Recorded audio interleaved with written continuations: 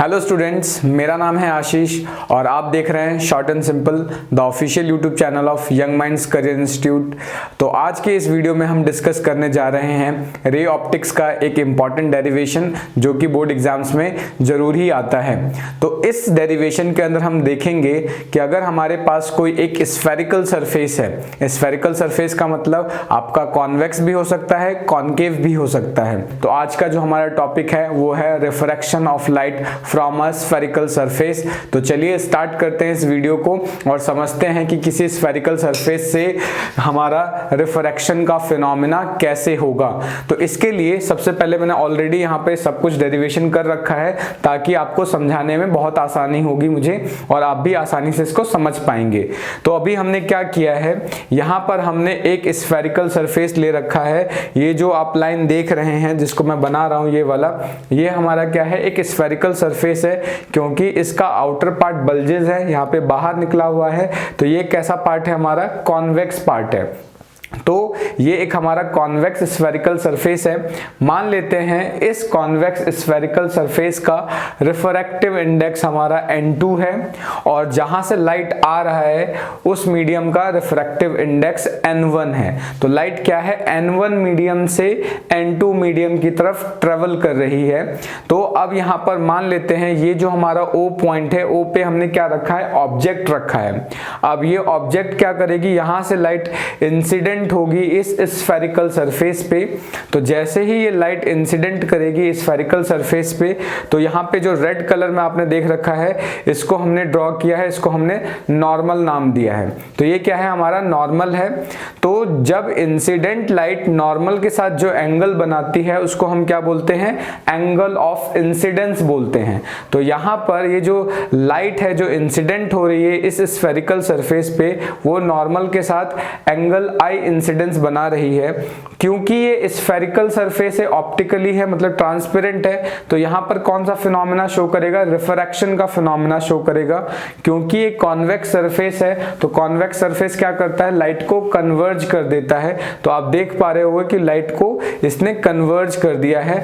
Converge करने के बाद इसने नॉर्मल के साथ एंगल आर बनाया है और एंगल आर हमारा यहाँ पर क्या है बच्चों, एंगल ऑफ रिफ्रैक्शन है।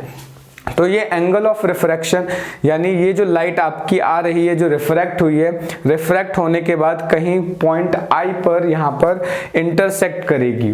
तो अब हमने जो जो पॉइंट लिए हैं उनको मेंशन कर लेते हैं।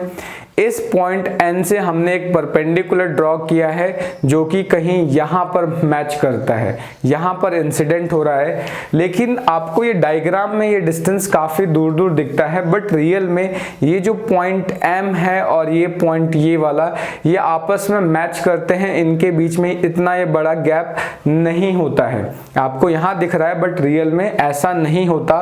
तो हम ये मान सकते हैं कि जो हमने परपेंडिकुलर ड्रॉ किया है वो कहीं ना कहीं M पर ही इंटरसेक्ट करता है।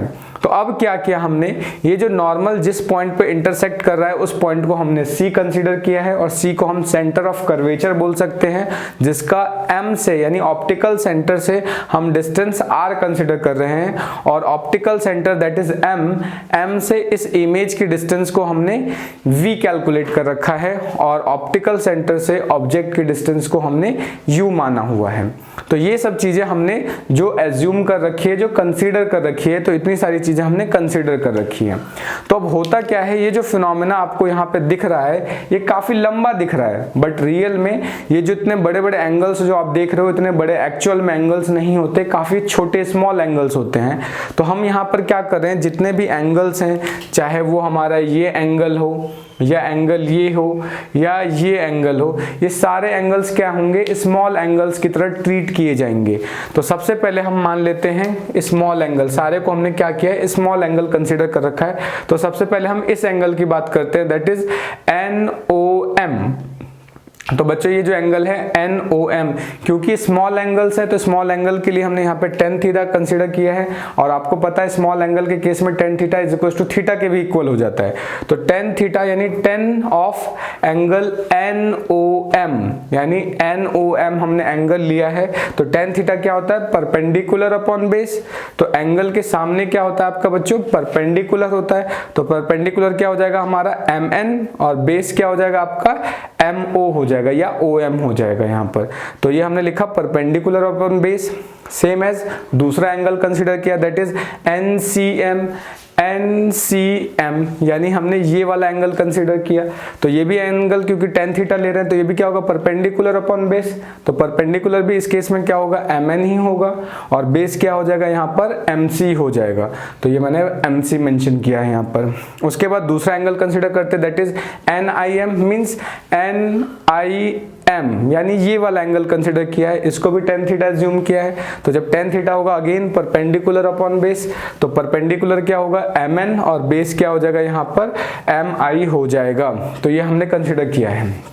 अब हम क्या कर रहे हैं, अब हमने जस्ट कंसीडर किया कि हमारे पास ट्राइंगल ये वाला है, दैट इज NOC, यानी हमारे पास कौन सा है, NOC। बच्चों यहाँ पर NOC नॉन ऑब्जेक्शन सर्टिफिकेट नहीं है, जस्ट एक ये एजम्पशन है जो हमने ट्राइंगल का नाम ले रखा है, दैट इज NOC इस ट्राइंगल के अंदर ले रखा है। तो बच्चों आपने मैथ में पढ़ा होगा कि इस ट्राइंगल के लिए ये जो एंगल I है, क्या वो एक एक्सटीरियर एंगल बन रहा है, और आपने पढ़ा होगा कि जो एक्सटीरियर एंगल होता है वो दो एंटीरियर एंगल के सम के इक्वल होता है। तो अगर इस ट्राइंगल की बात करें, ट्राइंगल NOC में, तो ये एंगल I क्या बन रहा है आपका, एक्सटीरियर एंगल है। ये क्या है आपका, एक्सटीरियर एंगल है, और वो दो एंटीरियर एंगल के सम के इक्वल होता है। तो हमने यही लिखा है कि एंगल I क्या है, सम होगा दो, ये एक्सटीरियर एंगल है तो दो एंटीरियर एंगल के सम के इक्वल होगा।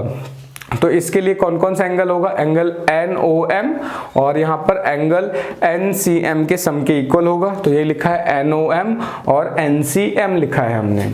तो अब यहाँ पर NOM को हमने क्या कंसिडर किया था, MN अपॉन OM, तो ये लिख दिया MN अपॉन OM, और यहाँ पे NCM को क्या लिखा था हमने, MN अपॉन MC, तो MN अपॉन MC लिख दिया है। तो इसको हमने फर्स्ट ट्राइंगल का मतलब फर्स्ट इक्वेशन कंसिडर किया है। इसी तरीके से अब मुझे R कंसिडर करना है, तो R कैसे निकालेंगे, सपोज करो कि यहाँ पर ये ट्राइंगल ले लेते हैं हम, दैट इज NIC।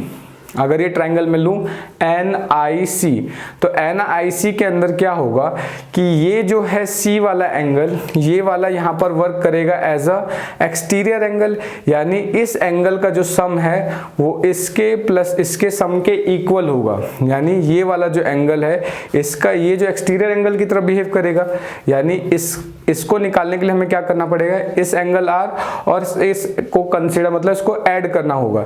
लेकिन अगर मुझे ये निकालना है, R ही निकालना है, तो क्या करना पड़ेगा, मुझे इस एंगल में से इस एंगल को माइनस करना पड़ेगा। तो यही किया है मैंने, एंगल R निकालना है, क्योंकि R ये क्या होगा, एंटीरियर एंगल है, तो एंटीरियर एंगल क्या होगा, एक्सटीरियर एंगल में से इस एंटीरियर एंगल को माइनस कर देंगे। तो हमने क्या किया, बड़े वाले में से दैट इज NCM, इसमें से NIM को माइनस कर देंगे। तो NCM को क्या लिखा है हमने, that is MN upon MC लिखा है, और NIM क्या है हमारे पास, MN अपॉन MI है यहाँ पर हमारा। तो इसको हमने लिख दिया MN अपॉन MI लिख दिया। यहाँ तक हमने ये एंगल I निकाल लिया और ये एंगल R निकाल लिया। इसको मान लेते हैं ये इक्वेशन हमारी सेकंड है। अब बच्चों आपने स्नेल्स लॉ पढ़ा है। स्नेल्स लॉ क्या कहता है, N1 sin I is equal to N2 into sine R। तो ये आपने पढ़ रखा है, क्या पढ़ रखा है स्नेल्स लॉ में, स्नेल्स लॉ में आपने पढ़ा है यहाँ पर N1 sin I is equal to N2 sin R। ठीक है, क्योंकि यहाँ पर सारे एंगल्स स्मॉल है, तो आपने पढ़ रखा होगा कि स्मॉल एंगल्स के केस में साइन थीटा किसके इक्वल हो जाता है, थीटा के इक्वल हो जाता है। मतलब साइन I किसके इक्वल हो जाएगा, I के इक्वल हो जाएगा, और साइन R किसके इक्वल हो जाएगा, सिंपल R के इक्वल हो जाएगा। तो इक्वेशन हमारा बनेगा N1I इंटू N2R। अब हम क्या करेंगे, जो यहाँ पे हमने I की और R की वैल्यू निकाली है उसको हम सिंपली यहाँ पर रख देंगे। तो जैसे हमने रख दिया, ये वैल्यू यहाँ पे आ गई। अब ये यहाँ पर जो रिफ्रैक्टिव इंडेक्स है इसको अंदर मल्टीप्लाई किया, तो जैसे हमने इसको अंदर मल्टीप्लाई किया तो ये क्या बन जाएगा, N1 MN अपॉन OM, ये हो जाएगा N1 MN upon MC is equal to N2 MN upon MC minus N2 MN upon MI। तो यहाँ पर mn ये सब कॉमन है, तो इसको कॉमन लेके हम क्या कर देंगे, कैंसिल कर देंगे। जैसे मैंने रेड कलर से इसको कैंसिल किया है, तो अब हमारे पास क्या बच रहा है बच्चों, अब यहाँ पे बच रहा है हमारा यहाँ पर हमारा बच रहा है N1/OM। तो इसको मैंने पहले ही रीअरेंज कर दिया है। कैसे रीअरेंज किया है देखो बच्चों, यहाँ पर जितने हमारे पास ये MC वाला इसको हम एक साइड लेके आ गए हैं। तो इसको एक साइड लेके आए हैं, तो पहले Mn ये N2MC लेके आ गए, और ये जो यहाँ पर पॉजिटिव है इसको इधर की साइड शिफ्ट करेंगे, तो ये किस में आ जाएगा, इधर पॉजिटिव में, इधर की तरफ शिफ्ट करने के बाद नेगेटिव में आ जाएगा, तो ये आ जाएगा N1/MC इज इक्वल्स टू। अब हम क्या कर रहे हैं, जो हमारा यहाँ पर N1 है, ये जो टर्म यहाँ पर नेगेटिव में है इसको इधर लेके आ रहे हैं, मतलब इस चीज को हम इधर लेके आ रहे हैं और इसको इधर लेके गए थे। तो अब इस केस में हम क्या होगा, इधर ये नेगेटिव में है तो इधर आके क्या हो जाएगा, ये पॉजिटिव में आ जाएगा, तो N2/Mi हो जाएगा। अब यहाँ पे वैल्यू एज्यूम कर लेते हैं, क्योंकि अभी हमने MC को क्या माना है, R माना है, तो MC को मैंने R लिख दिया है। उसके बाद यहाँ पर हमने OM को हमने यहाँ पर U कंसिडर किया है। तो आपको डाउट होगा कि इसको हमने -U क्यों लिखा है, तो -U लिखने का रीजन ये होता है कि डिस्टेंस को हम ऑप्टिकल सेंटर से एज्यूम करते हैं। तो ऑप्टिकल सेंटर से अगर हम मतलब लाइट के अपोजिट डायरेक्शन में जाते हैं तो साइन नेगेटिव लेते हैं, और लाइट के पॉजिटिव डायरेक्शन में जाते हैं या लाइट की डायरेक्शन में जाते हैं तो पॉजिटिव लेंगे। तो डिस्टेंस हमेशा हम ऑप्टिकल सेंटर से काउंट करते हैं या कैलकुलेट करते हैं।